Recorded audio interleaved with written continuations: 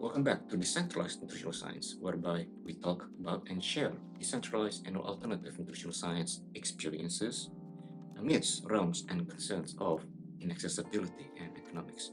The next self-generating tool is now available that I humbly have to prepare myself for the next first of the two parts of releases.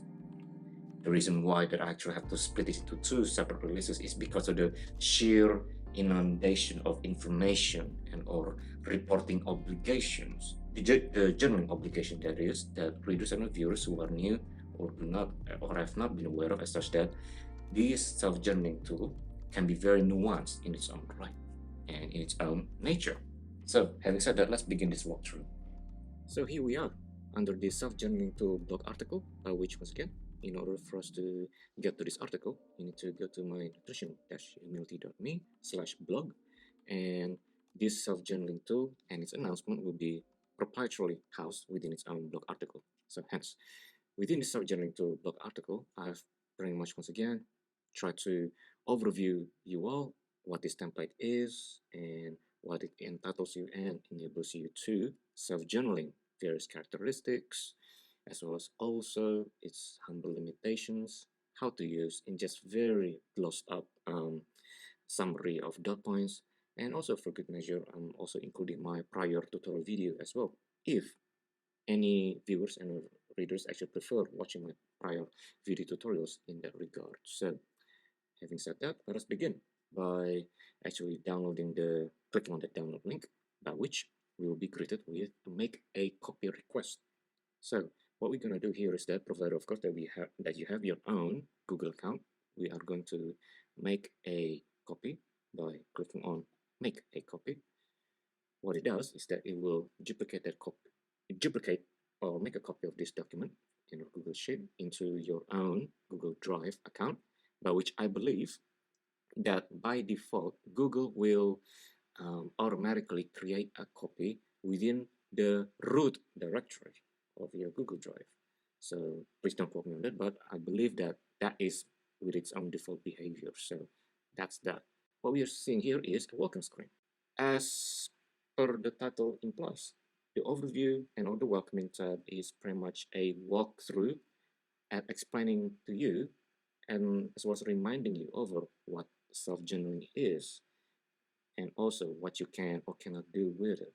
So, how to use this self-journaling tool and or any opportunities for you to submit your feedbacks, either by leaving a comment within my YouTube channel and or within the proprietary blog article. Other resources for consideration, links to Chronometer and or MyFitnessPal for nutritional tracking, for very specific macro and micronutrient tracking that is, as well as also the various internal reference URLs that relates back to my other resources and toolkits, my other manuscripts, as well as also the main homepage link, linking back to nutrition-humility.me.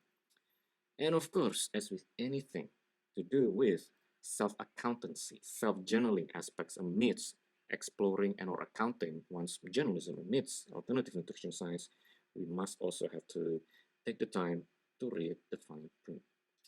When it comes to accepting what you can or cannot do within its terms of use and or privacy terms of use. And lastly, of course, the disclaimer, in which as a TLDR, I can only summarize them as such that this entire self-journaling tool remains entirely at your own risks. That is authentic responsibility as well as your authentic willingness to take ownership. Whatever information that you put into this journaling document from beginning to end. What that means is such that you are under no obligations whatsoever to share any portions of its contents, either partially or holistic thereof, into any third parties and or members of the public within your consent. So, into moving to the next tab here. The abbreviations list is where you can actually list all of your abbreviated supplements that you've used and or collected over time. That it just gives you a series of a database for you to remind yourself over what each abbreviation refers to and or expanded as. just for shorthand references. Now, unfortunately, one of the many limitations is such that, once again, I am not a programmer, nor am I a developer in that regard, as such that these are all manual entries, by which no means that by no means that this is actually dynamic in any stage. Um, Currently at this stage, because unfortunately I am lacking the programming knowledge to make any of these dynamically interactive values. The abbreviated lettering that you can reuse over time throughout all each and every weekly journaling period. So that's that for the abbreviation. Summary, as the name implies, is where the self-journaling tool will be able to automatically duplicate and or feed information from your summary end of week notes that is located in each and every one of these weekly journaling period. Where that is, I shall show you where that is. It goes at the end, just after Sunday, by which, as you can see here, end of week notes, January the 1st. So for instance, if I were to say modified content here, that summary should reflect that, as you can see that.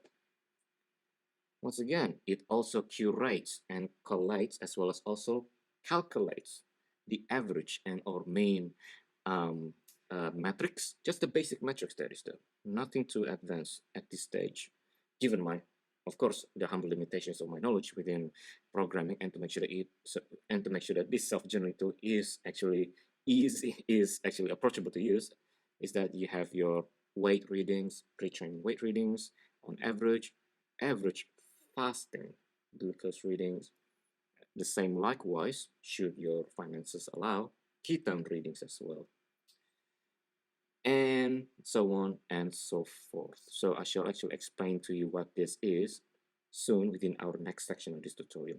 But we're just going to go through this one thing at a time, in which, once again, within the summary tab, pretty much curates and collates together a summary of notes and or end of week notes, as well as the various metrics in its average once again summary conclusions, and also it gives you a snapshot overall glucose inside there for the month, and the same likewise for the ketones. So that is, let me just zoom out for this so that you can be able, so that hopefully you'll be able to see everything at a little bit of a better view. So that's that begins the next month, in which it follows the same structure, and the next, and the next, and the next. Now, there is, however, one limitation that you may or may not realize, as such that you may or may not expect, as such that, of course, not every month constitutes the same length number of days.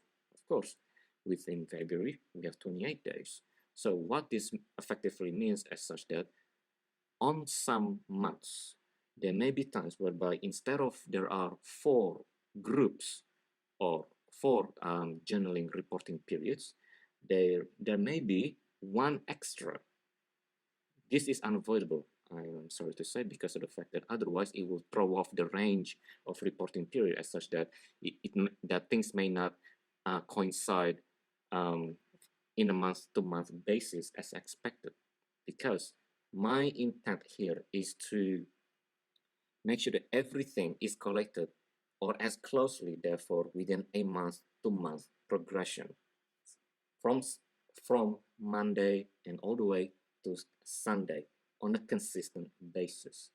However, since you may or may not expect as such, of course, there are some days there, since February only contains 28 days, hence that actually imposes the need for me to allocate an extra, the necessity for me therefore to allocate an extra accounting and or journaling period to offset that discrepancy, to make sure that everything falls in line and to coincide therefore within a month-to-month consistency period. Strictly, that is from Monday to Sunday, not from Tuesday to Friday or anywhere else in that regard. No, it has to be done within that predictable fashion, Monday to Sunday, month to month.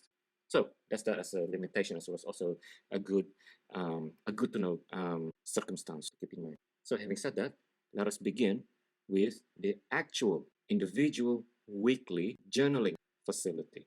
So each and every month will consist of either 4 or up to 5 weekly journaling segment period. So as you can see here, January Jan 1 refers to the first week of January reporting period, annual journaling period, sorry. January 2 refers to the second journaling period. Same likewise for Jan 3, Jan 4, February 1, etc., etc.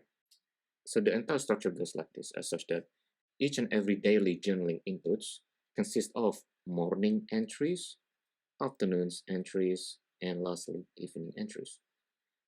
And then, of course, you have the metrics input facilities here, such as the pre-training weight readings, and then followed by fasting glucose readings, followed by, if the finances, should your finances allow, ketone, blood ketone, beta hydroxybutyrate readings as well. One thing to keep in mind is such that if you do not have any metrics input, do not use 0, because otherwise Google will interpret that as a value in its average calculation, in which of course that will produce an erroneous result, in which we don't want that.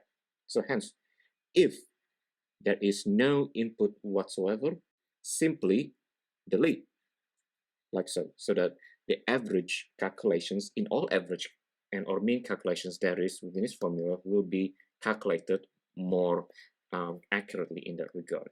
And this is where unique incentive behind the self-journaling tool is its humble beginnings, as it allows you to input in a custom facility of a criteria of your own choice. E.g., you may wish to track, say, for instance, bodily temperature. So if you can say body temperature here as a custom dynamic heading,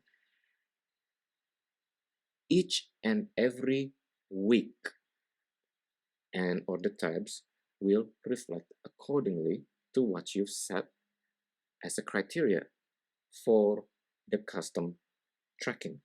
At the end of the weekly journal, will also provide you a snapshot so that you'll be able to track where you are and how you are doing from once again, just from a visual graph representation. So there we go. It even updates you within that custom dynamic heading that I've actually specified. So in this case here, the body temperature. So yeah, that is pretty much the gist of it within a daily structure. The next day, and the next, and the next, and the next, and so on and so forth.